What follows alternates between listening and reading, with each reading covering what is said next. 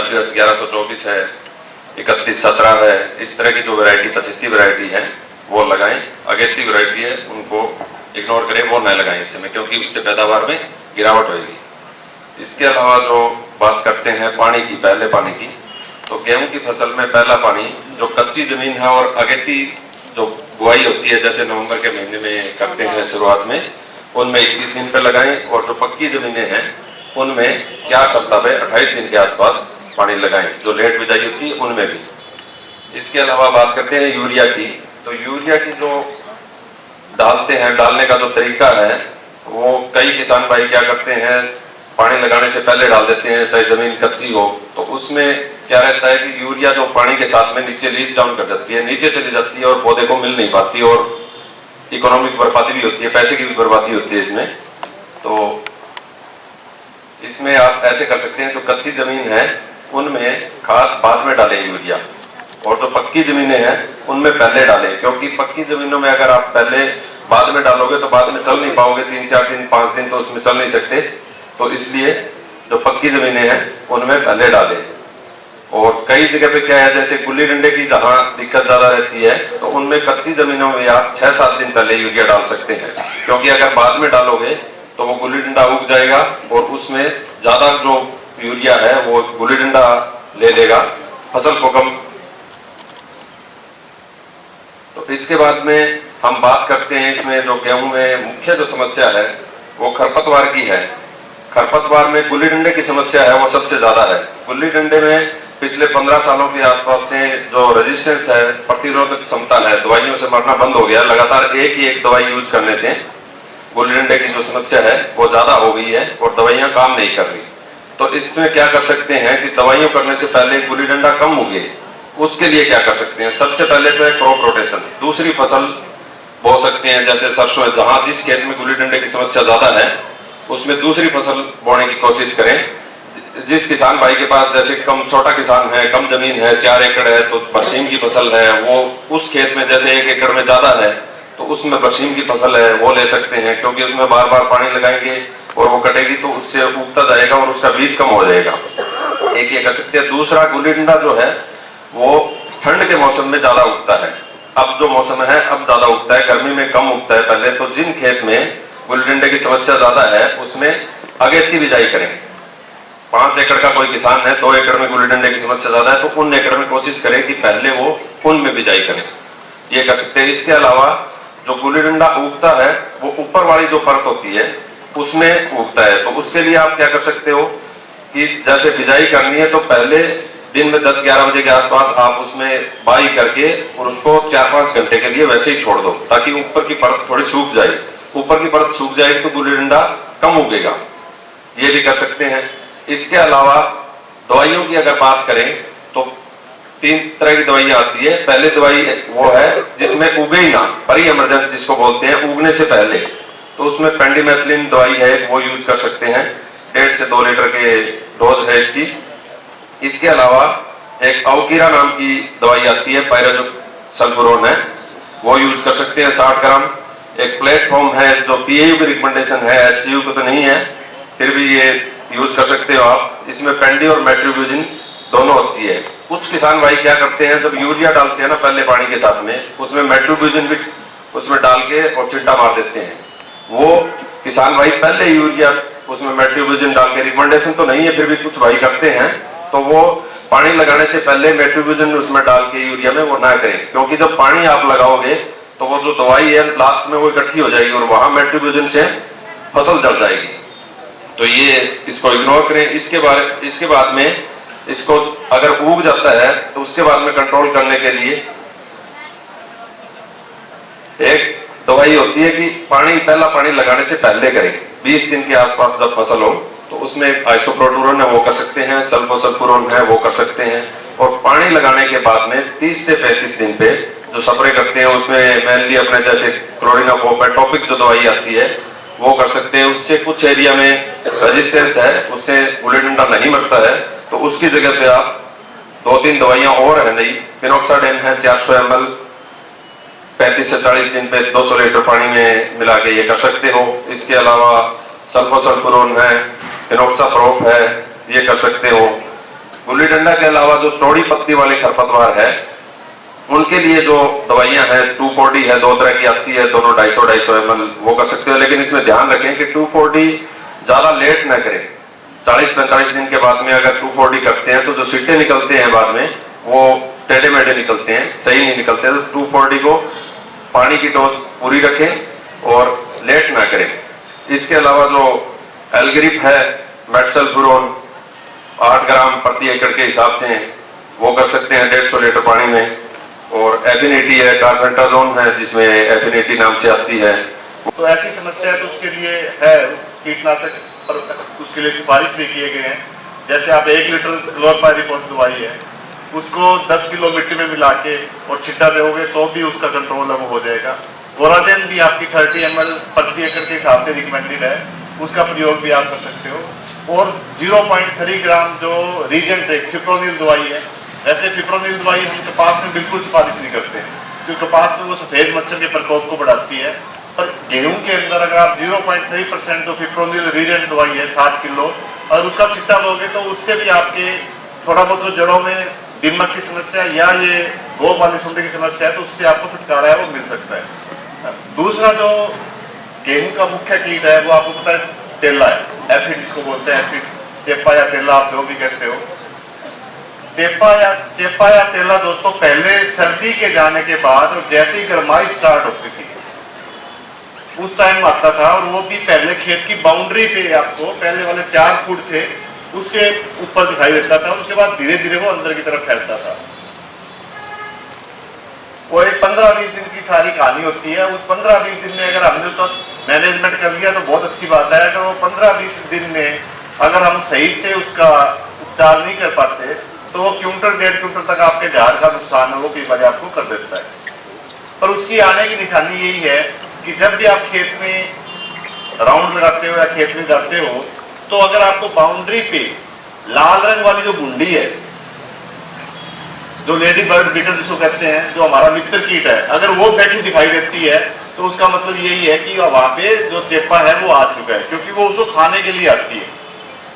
तो जैसे आज आपका थीम भी नेचुरल फार्मिंग का है, तो नेचुरल फार्मिंग में जो इस तरह के मित्र कीट है उनका बहुत बड़ा एक योगदान है और बहुत बड़ा सहयोग और रोल भी है। हमें उनकी जनसंख्या को बचाना है तो कोशिश तो यही करनी होती है कि हमें बहुत जो लगता है कि हाँ हमारा इतना आर्थिक आधार आ चुका है उसी हिसाब से छिड़काव करना है। और छिड़काव अगर करने की मजबूरी भी हो गई है तो कोशिश करनी है कि पहले नीम आधारित कीटनाशक है वो सारे ही आपके जो चेपा या तेला उसको मारने की या कुछ कम करने की क्षमता रखते हैं। उसके बाद भी अगर नहीं है तो आप कोई भी हल्का फुल्का कीटनाशक करेंगे उससे भी ये चेपा ये मर जाता है। जैसे हरियाणा खेतीबाड़ी यूनिवर्सिटी तो महिला थी उनकी रिकमेंडेशन भी करती है 400 ml की, DAU भी उसी की रिकमेंडेशन करती है।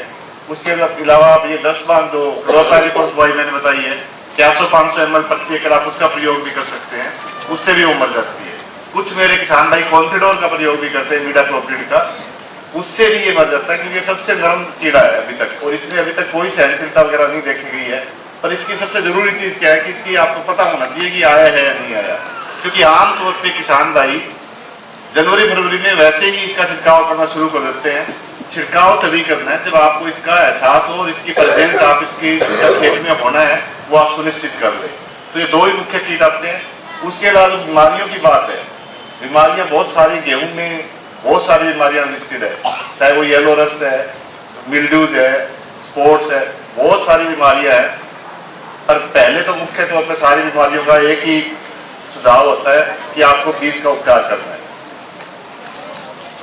किसान भाइयों को सलाह दी जाती है कि जो अगर आप बाजार से बीज लेके आए तो बीज के साथ आपको 1-1 ग्राम 2-2 ग्राम की प्रति किलो बीज के हिसाब से जो पुड़ी है 40 ग्राम की वो अंदर निकलती है वो बीज के अंदर मिलानी है। और उसका भी एक रूल है, आपको दीमक की समस्या तो दीमक के लिए बीज उपचार करना है, आपको बीमारियों के लिए बीज उपचार करना है तो पहले कौन सा करना है बाद में कौन सा करना है वो भी आपको पता होना चाहिए। तो सबसे पहले आपके जो बीमारियों के लिए जो कोई दवाई दी गई है, फंजीसाइड दिया गया है, उसका हम उपचार करते हैं फंजीसाइड से। फंजीसाइड के बाद अगर आपको दीमक की समस्या आती है तो दीमक के लिए आप क्लोरपाइरिफॉस या दूसरी कोई कीटनाशक की रिकमेंडेशन है प्रति किलो के हिसाब से उसका लगा सकते हैं। और अगर उसके बाद आपको कोई टीका वगैरह भी लगाना है खादों को फिक्स करने के लिए, खाद की उपलब्धता बढ़ाने के लिए, वो सबसे आखिर में उसके ऊपर है वो हम लगाते हैं। तो बीज उपचार वाला से मेरा दोस्तों निकल चुका है, क्योंकि आपने फसल बिजाई के काफी दिन हो गए, पर अभी भी आपको बहुत सावधानी रखनी है। और लगता है कि किसी किसान भाई के अगर पिछली बार येलो रस्ट की समस्या आई थी, जिन खेतों में पिछली बार येलो रस्ट यानी जो पीले रंग का जो रोग आया था, पीलिए वाला, जो जमीन के ऊपर भी आपको पीला पीला दिखाई देता है, पत्तों में पीला रंग क्लियर दिखाई देता है, तो अगर उन किसानों के खेतों में खास करके उनको बहुत सावधानी रखनी है। और ऐसी समस्या आ जाए तो जो टेबुकोनाजोल दवाई है, टेबुकोनाजोल, वो 200 ग्राम प्रति एकड़ के हिसाब से रिकमेंडेड है। टेबुकोनाजोल बाजार में ये 10 नामों से मिलती है, पर कोविड जो कैविट नाम से आती है, कैविट CAVIT मेरे हिसाब से, वो पंजाब खेतीबाड़ी यूनिवर्सिटी की रिकमेंडेड है, जहां तक मुझे आइडिया है। तो कैविट दवाई 200 ग्राम जो टेबुकोनाजोल है उसका प्रयोग कर सकते हैं। और यही टेबुकोनाजोल दवाई है, इसके बाद कई बार रस्ट की प्रॉब्लम हमें आती है। रस्ट के लिए आप जो है प्रोपिकोनाजोल जो टिल्ट दवाई है 200 ml प्रति एकड़, उसका प्रयोग कर सकते हैं। तो ये दोनों दवाइयों का घुमा घुमा के आप 1 या 2 छिड़काव कर लेंगे, उससे आपको रस्ट और ये येलो रस्ट और ब्राउन रस्ट दोनों का कंट्रोल हो जाएगा। साथ में थोड़ी बहुत अगर पाउडरी मिल्ड्यू है, पाउडरी मिल्ड्यू जो धब्बों का एक रोग आता है जिसमें पाउडर सा अपने पत्ते के ऊपर आता है, तो उससे भी ये टेबुकोनाजोल है, उससे ये पाउडरी मिल्ड्यू भी आपकी है जो ये कंट्रोल हो जाएगी। बाकी गेहूं में सावधानी ये रखनी है कि जिसके पुरानी हिस्ट्री है खेत में और जिसने बीज का उपचार नहीं किया है, उन लोगों को ज्यादा सावधान रहने की जरूरत है। बाकी कोई ज्यादा डर वाली बात नहीं है। उसके बाद सरसों की अगर आप बात करें, सरसों पे बिजाई के तुरंत बाद एक पेंटेड बग जो कीड़ा वो आता है, जिसको धब्बे वाला कीड़ा बोलते हैं। और खास करके जहाँ पे आप सरसों का गुणा वगैरह या वो इकट्ठा ढेर रखते हैं और वो ढेर पड़ा रहता है अपने खेत के अंदर, उसके बाद जब सरसों की बिजाई करते हैं तो सबसे पहले वहां से शुरुआत उसकी होती है। वो पत्तों को खाता है, पत्तों को खा खा के आपके पत्तों को काफी शुरुआती दौर में बीज के उगते ही वो नुकसान करना शुरू करता है। और आपको याद भी है कि पहले किसान बोरी के अंदर मिट्टी राख और राख के अंदर खाद वो दवाई मिला के ऐसे हिला के आते थे। उसका मुख्य कारण उस पेंटेड बग के लिए था। और वो पेंटेड बग आज भी इतनी समस्या करता है, अगर आपने अपने खेत में थोड़ा बहुत स्टोर किया है कुछ रेंद खून जो सरसों की है, तो उन खेतों उन चीजों से अब आप ऊपर आ गए, क्योंकि वो टाइम निकल गया है। अब तो आपकी सरसों की बिजाई का काफी समय हो गया है। अब आपको सावधानी रखनी है सिर्फ तेले की, जो चेपा जिसको एफिड बोलते हैं, अपन माहू चेपा जो भी नाम देते हैं। आमतौर पे ये चेपा भी आपको पता है दोस्तों की जनवरी की सर्दी जमा चली जाएगी और जैसे ही फरवरी में तापमान बढ़ना शुरू होगा तभी आना शुरू होगा। इसको देखने का तरीका ये है कि सरसों का जो ग्रोइंग पॉइंट है, ऊपर वाला पॉइंट है, उसको आप ध्यान से देखोगे तो उसके ऊपर इसके हरे हरे छोटे छोटे जीव और उसके पीछे पेट के ऊपर 2 सींग आपको दिखाई देंगे, 2 ऐसे सींग दिखाई देंगे। अगर आपने एक खेत में 10 पौधे देखे हैं और 10 पौधों में से 10 के 10 पौधों के ऊपर ही आपको ऐसा लग रहा है कि ऊपर वाला 1 सेंटीमीटर हिस्सा है उसके अंदर उसकी जनसंख्या आपको दिखाई दे रही है, तो आपके खेत में छिड़काव करने का समय है वो आ गया। पर ये मर जाते हैं बिल्कुल हल्की फुल्की दवाइयों से। ये जहां तक नेचुरल फार्मिंग की बात करते हैं, अगर इससे लिंक करते हैं, तो नेचुरल फार्मिंग वाले किसान भाई है वो तो सिर्फ नीम के तेल आधारित, नीम भी नहीं, नीम के तेल की दवाइयों का छिड़काव करेंगे। बाकी मेरे किसान भाई जो नॉर्मल खेती कर रहे हैं, वो किसान भाई इसमें कोई भी कॉन्फिडोर, क्लोरपाइरिफॉस, क्यूनलफॉस, सारी की सारी दवाइयां इसके लिए कारगर है। जरूरी है कि दवाइयों का सही समय पे और सही तरीके से कम 125-150 लीटर पानी में घोल बना के छिड़काव वो करना। ये 2 ही मुख्य इसके कीट है। इसकी बीमारियों की बात करें तो बीमारियां इसमें रस्ट है, पाउडरी मिल्ड्यू है, बीमारियां बहुत है। और 60 से 75 दिन की फसल पे 2 छिड़काव लगातार, 60 और 75 दिन पे 2 छिड़काव करने जरूरी है, जो प्रोफाइलेटिक ही है। अगर उनका समय पे आप छिड़काव करते हैं 60 से 75 दिन पे तो उसका हमें फायदा होता है। और इसमें जो पंजाब खेतीबाड़ी यूनिवर्सिटी है वो रिडोमिल गोल्ड आप लिख सकते हो, 250 ग्राम प्रति एकड़, 2 छिड़काव 60 और 75 डेज पे आप करते हो, तो आपको ये रस्ट, पाउडरी मिल्ड्यू और लास्ट में जो स्टेम रोट आता है, जो दिसंबर जनवरी में ठंड पड़ती है उस टाइम आप कहते हैं पानी नहीं देना, पानी देने के बाद तना गलन जो आता है तो बिल्कुल तना यहाँ से सूख के गल जाता है तना, और ऊपर भोजन का संचार बंद हो गया और ऐसे पौधे ऐसे टूटने शुरू होते हैं। स्टेम रोट एक बहुत कॉमन बीमारी बन चुकी है अपने उत्तर भारत के अंदर सरसों की, और जो आमतौर पे जहाँ पे जिन खेतों में एक बार शुरू हो जाती है वहां पे ही इसका प्रकोप है वो ज्यादा देखने को मिलता है। तो अगर वो है तो ये रिडोमिल गोल्ड 250 ग्राम 60 और 75 डेज पे 2 छिड़काव इसके करो। तो ये प्रोफाइलेटिक है, बहुत सारे प्रोफाइलेटिक का मतलब होता है कि बीमारी आने से पहले ही कर दोगे तो भी फायदा इसका हमें रहने वाला है। तो इसका छिड़काव आपको करना है, सरसों में सावधानी रखनी है, क्योंकि बाद में अगर बीमारी स्टार्ट होगी उसके बाद फिर इसका कोई इलाज नहीं होता, उसके बाद आप भागते हो। अगर आपको रिडोमिल गोल्ड नहीं भी मिल रहा है तो आप बेविस्टिन दवाई जो आम आपकी कार्बेंडाजिम है वो भी 200-250 ml प्रति एकड़ के हिसाब से 2 छिड़काव उसके भी कर सकते हो। रिडोमिल गोल्ड अगर नहीं मिल रहा है बाजार में, वैसे तो मिल जाएगा, आमतौर पे मिल जाता है, वो नहीं भी मिल रहा है तो आप बेविस्टिन का आम इसका भी दवाइयों का प्रयोग भी आप कर सकते हो। पहले हम इसके लिए ब्लू कॉपर ब्लाइटॉक्स दवाई की रिकमेंडेशन थी 250 ग्राम प्रति एकड़, जो सरसों की लगभग सारी बीमारियों के लिए 60 और 75 दिन पे होती थी। पर उस दवाई का क्या है कि लेबल क्लेम का समस्या आई हुई है, इसलिए उसकी रिकमेंडेशन आज नहीं मिलती है, पर काम वो दवाई भी बहुत अच्छा करती है सरसों की बीमारियों के प्रति। तो थोड़ी सी इसकी सावधानी आपको रखनी है। एक फसल और जो इन दिनों में आपने बीजी होगी, चने की थोड़ी बहुत इसमें बीजी हुई है।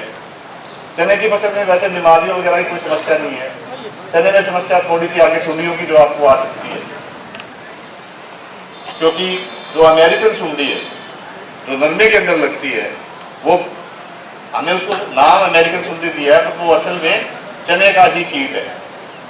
अगर उसकी आप हिस्ट्री या इतिहास देखोगे तो वो चने का कीट है, और चने से ही बाद में ये नरमे को खाना शुरू किया और उसको नरमा ज्यादा पसंद आया, इस करके वो नरमे के ऊपर शिफ्ट कर गया।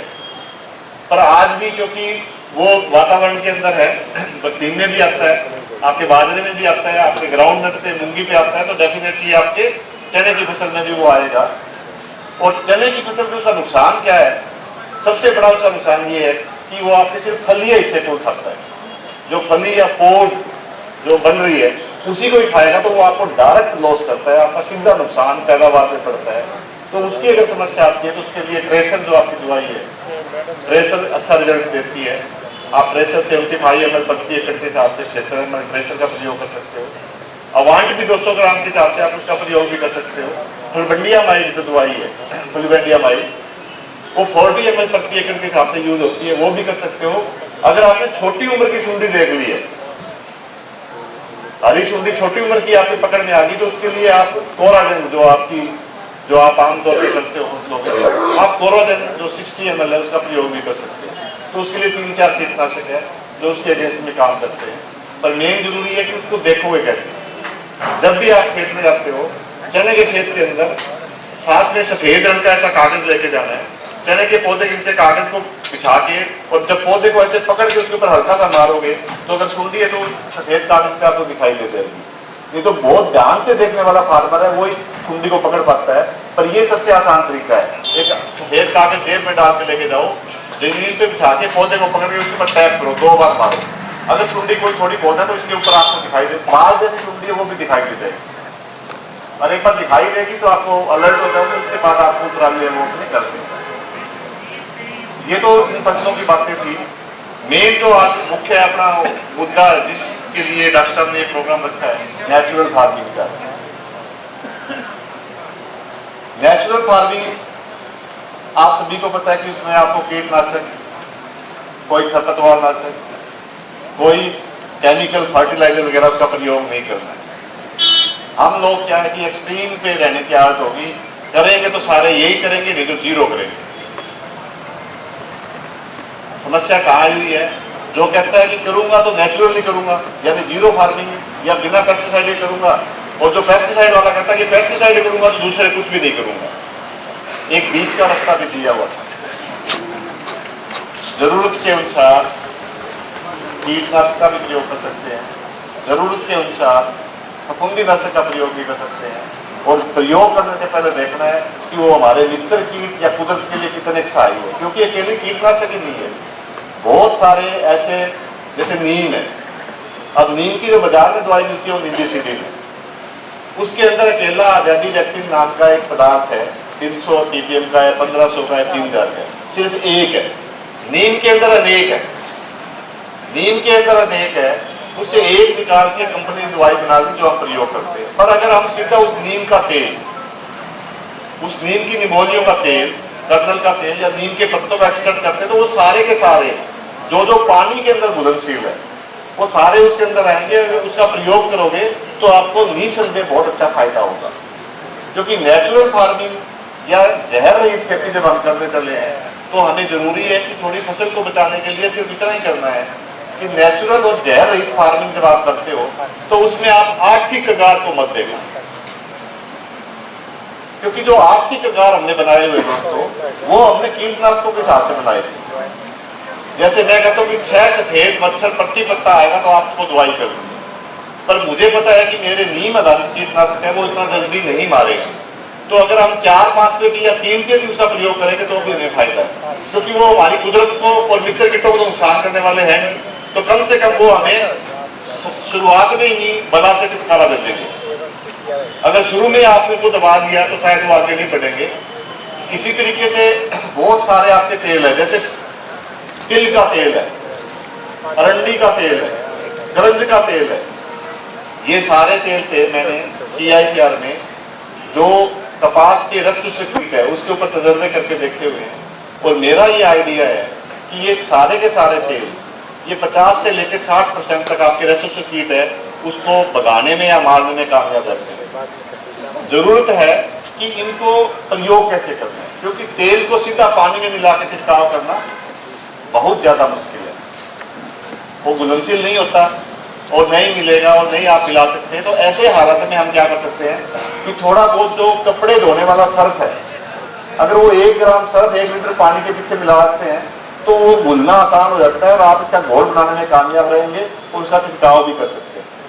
पर ये सारी चीजें आपको जो आपकी नेचुरल फार्मिंग के जो फेवर में जाने वाली चीजें हैं या कम जहर वाली के फेवर में है, तो 0 जहर या नेचुरल फार्मिंग की बजाय आप दूसरी फार्मिंग भी करते हैं तो उसके अंदर भी मैं यही कहता हूं कि फसल के शुरुआती दौर में हम कम से कम ऐसी चीजों का प्रयोग करें जो हमारे मित्र कीड़ों के लिए सही है। अब बहुत जरूरी बात क्या है कि सारे उत्तर भारत के लोग सरसों का साग खाना पसंद करते हैं। पालक मेथी को हम बहुत ज्यादा प्रमोट करते हैं कि आजकल लोग कहते हैं पुरानी सब्जियां खा रही है, पालक खाओ मेथी खाओ, पर क्या खाओ, उसमें कीटनाशक का प्रयोग आपको पता ही है ना कितना होता है। और कीटनाशक का प्रयोग करने के बाद एक जरूरी चीज है वेटिंग पीरियड, इंतजार। हर कीटनाशक का प्रयोग करने के बाद जरूरी नहीं है कि आप अगले दिन ही, अब क्या हो रहा है, गोभी पे रात को स्प्रे हुआ, सुबह गोभी आ रही है, बैंगन पे हुआ, चलो कोई बात नहीं, उधर से आपकी पालक मेथी सब पे स्प्रे हो रहे हैं और सुबह वो आ रही है, वो रिस्की है। क्योंकि अगर आपने कीटनाशक का प्रयोग किया है तो कम से कम 7 दिन का वेटिंग पीरियड तो एक हल्की फुल्की दवाई का है, और जैसे जैसे दवाई ताकतवर होती जाएगी वैसे वैसे वेटिंग पीरियड आपका बढ़ता जाएगा। दोस्तों ये तो हम उत्तर भारत के लोगों को सब्जियां या पूरे देश के लोगों को सब्जियों को उबाल के और गर्म करके खाने की आदत है, वरना जिस हिसाब से हम सब्जियों में कीटनाशकों का प्रयोग करते हैं वो हमारे फेवर में नहीं जाता है। और खास